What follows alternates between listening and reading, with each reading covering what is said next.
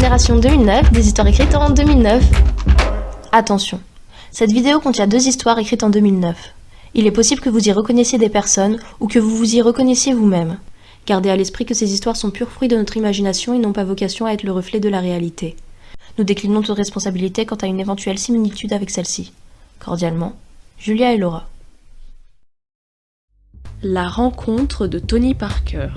Une histoire écrite avec les mots suivants. Bougie, pomme, chemise, chien, voiture. Je vais vous raconter une histoire qui parle de ma sœur Laura.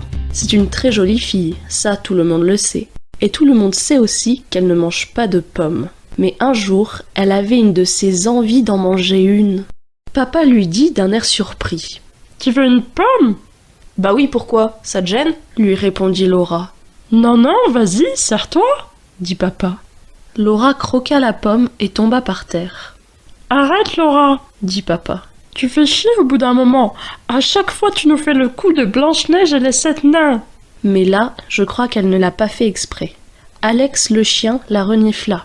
Il la renifla si fort qu'il l'aspira. Elle se réveilla, mais comme Alex est petit, il est devenu grand, et Laura est maintenant dans le corps d'Alex.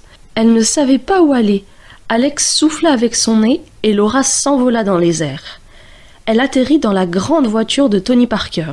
Il portait une chemise noire, comme sa voiture. Laura dit « Oh bonjour, je rêve de vous, vous savez ?» Oh oui, je sais. Avec cette pub pour les Kinder Bueno, il n'y a aucune personne qui ne peut pas rêver de moi. Lui répondit Tony. Si, il y a ma sœur Julia, dit Laura. Quoi ? Elle ne rêve pas de moi ? Mais bon, lui dit-il. C'est pas grave, il y a toi qui rêves de moi. La nuit tomba et Tony Parker s'éclaira avec une bougie. Mais sans le faire exprès, il lâcha la bougie et la voiture explosa. Tony et Laura moururent ensemble main dans la main. Fin. La dispute. Une histoire écrite avec les mots suivants.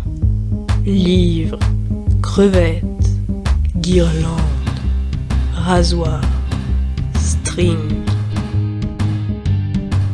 Julia est ma sœur, elle écrit toujours des histoires sur moi. Mais ce que vous ne savez pas, c'est qu'elle aussi vit des aventures extraordinaires. Par exemple, un jour qui était la veille de Noël, elle voulut décorer le sapin avec des guirlandes. Mais maman n'aime pas du tout le sapin décoré avec ses rubans effilochés et brillants posés grossièrement sur les branches. « Espèce de sale petite !» lança maman en l'étranglant à moitié. « Tu vas voir ce que... » « Stop !» cria papa. « Arrête, Anna.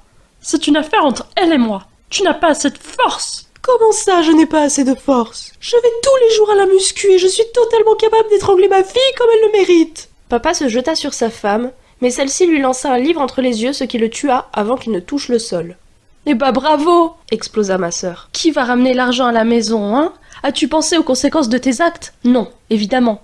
Tu n'es qu'une irresponsable. »« Oh, toi, occupe-toi de ton string !» balança maman. Comment tu sais que j'en ai un ? Une mère, c'est tout. Et d'ailleurs, arrête d'utiliser mon rasoir pour te raser le maillot. Oh, arrête. Je suis assez grande pour prendre mes décisions toute seule. Tu crois que tu es adulte ? Mais tu as tout juste la taille d'une crevette. File dans ta chambre. Marmonna Julia. Plus tard, quand elle fut dans sa chambre, Julia se dit « Mon père est mort. Ma mère est plus bête que ses pieds, et tout ça à cause d'un sapin. Quelle famille équilibrée !»